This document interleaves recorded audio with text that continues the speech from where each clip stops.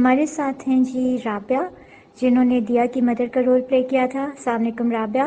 پہلا کوشچن یہ ہے کہ آپ کیا ایڈوائز کرو گے کہ ایسی مدر جو جن کے ہاں اسپیشل چائلڈ ہو، وہ کیسے براٹ اپ کرے؟ ان کا کون سی 2-3 باتیں ہیں جو اس کو ذہن میں رکھنی چاہیے کہ وہ ایک پازیٹیو رول پلے کر سکے؟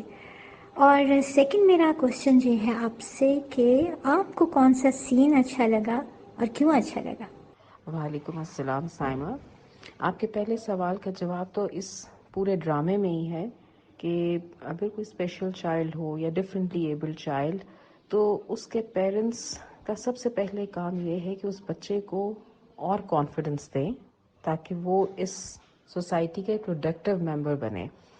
اور جیسے اس ڈرامہ میں ہی دکھایا گیا ہے، اور اس ڈرامہ میں سب سے پیارا سین مجھے وہ لگا ہے جب یہ تینوں بچیاں ایک کمرے میں ہوتی ہیں اور جیسے ہی وہ کڈنیپر جاتا ہے اور وہ اسٹرگل کرتی ہیں، اگر آئی سائٹ نہیں ہے لیکن وہ باقی سینسز یوز کرتی ہیں اور کس طرح اسکیپ کرتی ہیں اور کوشش کرتی ہیں اور بالکل اپنا آپ کو کام اور کانفیڈنٹ رکھ کے اپنے آپ کو ادھر سے آزاد کرتی ہیں۔ Alright, listeners, welcome back to your own live show, جینے کی جستجو۔ جی none than the other ہمارے ساتھ ہیں جی ہمارے youngest participant in this project, Junaid Rizwan, جنہوں نے آرشی کا رول پلے کیا۔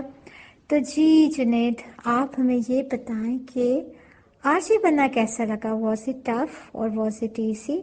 جی مجھے تو بہت مزہ آیا being a part of this audio drama, اور اسپیشلی جب ٹیک سے تو اس کے بیچ میں ہنسی بہت زیادہ آ رہی تھی، تو اس کو اپنے آپ کو کنٹرول کرنا کافی مشکل ہوتا ہے۔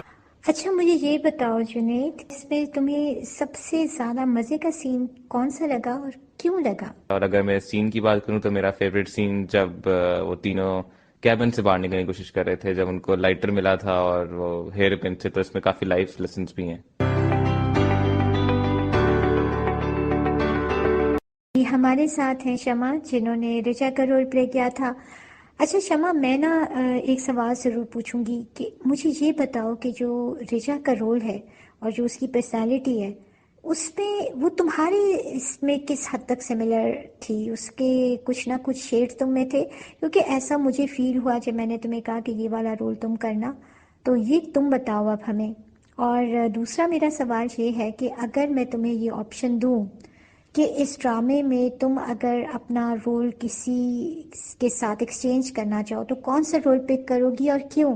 آپ نے پوچھا کہ رجا کے اور شمع کے ڈرامے کے کیریکٹر میں جو کامن چیز ہے وہ کون سی ہے؟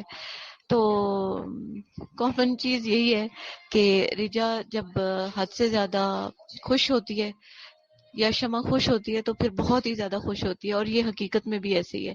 اور جب ایکسائٹیڈ ہوتی ہے تو اسی طرح سے، اور جب کوئی پریشانی ہوتی ہے یا کچھ ڈر جاتی ہے، مایوس ہو جاتی ہے، تو پھر وہ فوراً ہی ہو جاتی ہے۔ دوسرا سوال جو آپ نے پوچھا کہ میں کون سا کریکٹر کرنا چاہوں گی، تو میں جو ہے وہ دیا کا کریکٹر مجھے اچھا لگا تھا۔ تو اسپیشلی جو دیا کے اندر جو بہت بہترین اور اچھی چیز تھی اس کریکٹر میں، وہ یہ تھا کہ جو ہے وہ ایپس کا یوز کر کے اس کا مطلب بینیفٹ لینا۔ جب کچھ مشکلات پیش آتی ہیں تو ان ایپس سے کافی ان تینوں کو مدد ملتی ہے۔ اگر میرے کریکٹر کی جگہ مجھے دیا کا کریکٹر بھی ملتا تو مجھے کر کے اچھا لگتا۔ اس لیے بھی میرے لیے یہ چیلنجنگ کریکٹر ہوتا کہ کم گو ہوتی ہے، تو ایک ایسا کریکٹر ضرور کرنا چاہیے کہ جو مزاج ہے اس سے ہٹ کے ایک چیز ہو۔ ہمارے ساتھ ہیں سنبل، جنہوں نے آئمہ کا رول پلے کیا۔ اور سنبل، ایک تو سوال میرا آپ سے یہ ہے کہ کیا آپ کے اندر بھی جو آئمہ کی پرسنالٹی کا شیڈ ہے وہ ہے؟ دوسرا سوال میرا آپ سے یہ ہے کہ اگر آپ کو بھی رول ایکسچینج کرنا پڑے تو آپ کون سے رول کو پک کرو گے اور کیوں؟ جو آئمہ کا کیریکٹر ہے اس ڈرامے میں، اس میں اور میرے کیریکٹر میں ایک چیز جو سب سے پہلے کامن ہے وہ آڈیو بکس کو سننا اور ان آڈیو بکس سے جیسے کہ آئمہ نے بہت کچھ سیکھا ہے. جیسے وہ بتاتی ہے کہ آگ جلدی کیسے جلائی جا سکتی ہے، یا ایس او ایس کا سگنل جو ہے وہ کیسے دینا ہے. تو یہ چیز مجھے لگتا ہے کہ میں نے بھی آڈیو بکس سے بہت کچھ سیکھا ہے، اور میں ابھی بھی سیکھتی ہوں. دوسری جو چیز آئمہ میں ہے وہ ہے بہت زیادہ کلیئرٹی، تو وہ ڈائریکشنز دے سکتی ہے. اس چیز میں میں مانتی ہوں کہ کچھ حد تک یہ والی چیز میرے اندر ہے، لیکن مجھے کبھی کبھی یہ بھی لگتا ہے کہ I am prone to panicking as well at times. اور اگر مجھے کیریکٹر ایکسچینج کرنا پڑے تو مجھے نہیں لگتا. مجھے لگتا ہے کہ جو کیریکٹر مجھے دیا گیا وہی ایسا تھا کہ جو میں اچھے طریقے سے کر سکی، کیونکہ دوسرے کیریکٹرز جو آپ سب نے دونوں نے پرفارم کیے وہ بہت اچھی طرح سے ان کو پرفارم کیا گیا. میں ان کے ساتھ ویسے نہ کر پاتی. اور ہاں، اب ذرا مجھے آنیسٹلی بتانا کہ تم لوگوں کو زیادہ ٹف ٹائم تو نہیں ملا ریکارڈنگ کے دوران میری طرف سے، اور کون سا ایسا سین تھا جس پہ تمہیں لگا کہ اب میری بس ہو چکی ہے، اب اگر ریجیکشن آئی تو میں مزید نہیں کر پاؤں گی؟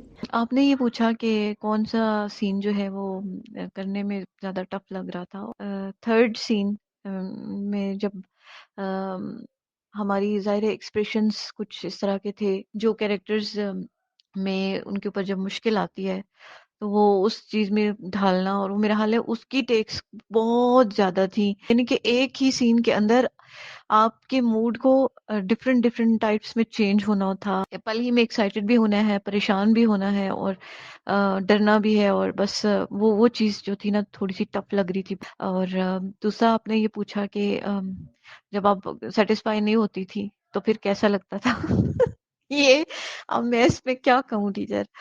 دیکھیں، آپ نے اس کیریکٹر کو لکھا بھی تھا، اور رائٹر کی جو ایک سوچ ہوتی ہے یا جس مطابق اس نے کیریکٹرز کو ڈھالنا ہوتا ہے اسی طرح کا اس کو وہ چاہیے بھی ہوتا ہے. اور ماشاءاللہ سے ڈائریکشن اور رائٹنگ جب آپ کی خود کی تھی تو پھر یہ تو پھر ہونا ہی تھا. لیکن یہ ہوتا تھا کہ کتنی مشکل سے کیا، اور گرمی ہوتی تھی، ویدر اس قدر کوئی ہاٹ قسم کا، عجیب ہی کوئی موسمی صورتحال تھی کہ ہماری بس ہو جاتی تھی، کرتے کرتے بس ہو جاتی تھی جسے کہتے ہیں نا.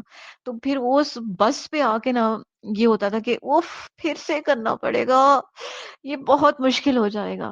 تو بس یہ ہوتا تھا. اب اگر ہم ٹف ٹائم کی بات کریں تو میم میرا خیال ہے اس کا جواب آپ کو میرے بتانے سے پہلے ہی پتا ہے. سین ون اتنے سارے ری ٹیکس ہم نے کیے. تو جیسے میں نے بتایا کہ میرا گلا بھی ان دنوں میں کوئی اتنا خاص صحیح نہیں تھا. تو ایک ٹائم آیا جب مجھے لگ رہا تھا کہ نہیں، میں نے نا غلط کام کے لیے یس کر دیا ہے، میں I am not made for this thing, میں نہیں کر سکتی. تو یہ میری آخری باری ہے، اور اگر اس کے بعد بھی ٹھیک نہ ہوا تو پھر میں کہہ دوں گی کہ نہیں. اور میں نے سوچنا بھی شروع کر دیا تھا. I started to think about my replacement as well. تو وہ مجھے لگتا ہے کہ وہ والا جو سین تھا وہ سب سے زیادہ ٹف تھا. اس میں زیادہ ایکسپریشنز نہیں تھے اپیرنٹلی، یعنی فلیٹ ڈسکشن تھی فرینڈس کے بیچ میں، نارمل کنورسیشن تھی فرینڈس کے بیچ میں. لیکن جب ان کو آپ نے اپنی آواز سے دکھانا ہے اگلے کو، فیل کرانا ہے، that was the toughest part.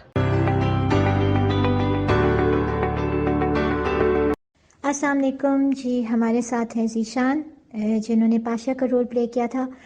اچھا ذیشان، پہلا سوال میرا آپ سے یہ ہے کہ آپ کو یہ کیریکٹر کرتے ہوئے، اس میں ڈھلتے ہوئے کتنی پرابلم ہوئی؟ کیونکہ جیسا ہمیں پتہ ہے کہ ویژولی اگر کسی نے کوئی نیگیٹو رول کرنا ہو تو گیٹ اپ بڑا ہیلپ کرتا ہے، اور باقی جو ایٹماسفیئر اس طرح سے بنا دیتے ہیں کہ جس سے جو ہے ویور کو ڈر لگے. لیکن یہ سارا معاملہ آڈیو کا تھا، تو آپ کو اس کو کرنے میں کیا ڈیفیکلٹیز ہوئیں، یا آپ نے بڑا اس کو ایزیلی کر لیا؟ اور کچھ سنا ہے کہ آپ کو کچھ پرابلمس بھی ہوئیں. ہم ضرور سننا چاہیں آپ سے اس بارے میں. شائمہ، آپ کا بہت شکریہ، آپ نے مجھے موقع دیا اس حوالے سے بولنے کا. اور جہاں تک آپ آپ کا سوال ہے کہ یہ کریکٹر کتنا آسان یا مشکل تھا، تو فرینکلی اسپیکنگ کہ میں نے جب اس کو پڑھا تو مجھے فیل ہوا کہ اٹس ویری ٹف، کیونکہ ایک تو کریکٹر نیگیٹو اور اوپر سے کڈنیپر. تو مجھے یاد ہے، آپ کو بھی یاد ہوگا کہ جب شروع کیا تو سٹارٹ میں ایک ماڈرن پاشا نظر آیا، تو آپ کا کہنا یہ تھا کہ یہ پاشا یہ بڑا سفسٹیکیٹڈ پاشا ہے، ایسا نہیں چاہیے، ہمیں ایسا پاشا چاہیے جس سے یہ تینوں لڑکیاں ڈریں.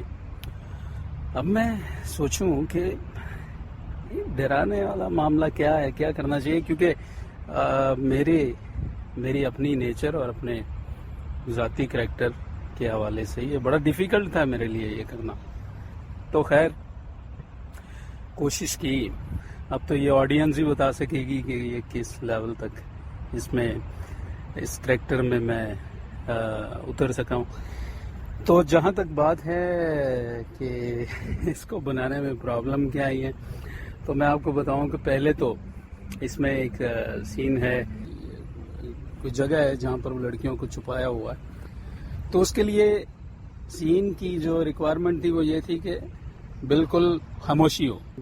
تو میں نے سوچا کیوں نہ پارک میں جایا جائے، تو ایک پارک تھا قریب میرے، تو میں ادھر چلا گیا. اب میں اس کو شروع کیا میں نے کہ اس میں خاص طور پہ وہ ڈائلاگ تھے جب وہ بات کرتا ہے اپنے دوسرے ساتھی سے کہ مال بالکل تیار ہے، بلکہ ایسا مال تو تم نے کبھی دیکھا نہیں ہوگا، پہلے میرا مال تو دو، اس کی ریہرسل کر رہا ہوں. تو میں نے غور کیا کوئی بندہ میری طرف بڑے غور سے دیکھ رہا ہے اور وہ کان لگا کے سننے کی کوشش میں یہ کیا کہہ رہا ہے، اور اس کو شاید یہ لگا کہ میں شاید کوئی گینگسٹر ہوں یا کڈنیپر ہی ہوں، یا میں کوئی واقعی کو ڈیل کر رہا ہوں کسی کے ساتھ. تو وہ میرا پیچھا کرنا شروع ہو گیا. میں پارک کے دوسرے کونے میں گیا، میں نے کہا چلو ادھر تھوڑا سا، مجھے پہلے شک ہوا نا کہ ہو سکتا ہے یہ میرا وہم ہو، لیکن میں جب پارک کے دوسرے کارنر میں گیا وہ بندہ ادھر بھی پیچھے پیچھے وہ کوشش کرے کہ یہ سنے. تو میں نے غنیمت سمجھی کہ میں یہاں سے چلا جاؤں کہ آپ اہمی مطلب نہ کردہ گناہوں کی سزا میں پکڑے جائیں. تو یہ میرے ساتھ ہوا. دوسرا آپ یہ بتائیں ذیشان کہ آپ کو اس ڈرامے کا سین کون سا پسند آیا سب سے زیادہ اور کیوں پسند آیا؟ ویسے تو یہ پورا ڈرامہ بڑا اچھا ہے، سب کریکٹرز نے اس میں کمال کر دیا ہے، لیکن میں آپ کو بتاؤں کہ دو سین مجھے بہت ہی اچھے لگے. ایک تو وہ سین جس میں یہ تینوں لڑکیاں بھیڑیے کا مقابلہ کرتی ہیں، اور کیا سین ہے، اور اس میں کیا ساؤنڈ افیکٹس ڈالے آپ نے، کمال کر دیا. اور اس میں تو کھو گیا میں، مجھے لگا کہ بھیڑیا آیا کہ آیا، تو وہ بڑا انجوائے کیا. سیکنڈلی جو اس میں سین تھا جب یہ غار سے گزر کے جا رہی ہیں لڑکیاں، تو اس میں بڑا نیچرل ایفیکٹ آیا ہے کہ جیسے کسی غار سے کوئی گزر رہا ہے، وہ آواز کا جو ایفیکٹ ہے، جو ڈائلاگز ہیں اس میں، ایون ایک ڈائلاگ وہ بولتی ہے ریجا شاید کہ میں نے سنا ہے کہ یہاں پر یہ جو چمگادڑ ہوتی ہے وہ کانوں کے ساتھ لپٹ جاتی ہے اور پھر وہ گرم کر کے لوہا لگا کے اس کو اتارنا پڑتا ہے. تو وہ بڑا ایک فنی سا اس میں ایلیمنٹ تھا، لیکن بڑا مزے کا سین تھا وہ. تو یہ دو سین مجھے بہت اچھے لگے، اور باقی ماشاءاللہ سارا ڈرامہ اچھا ہے.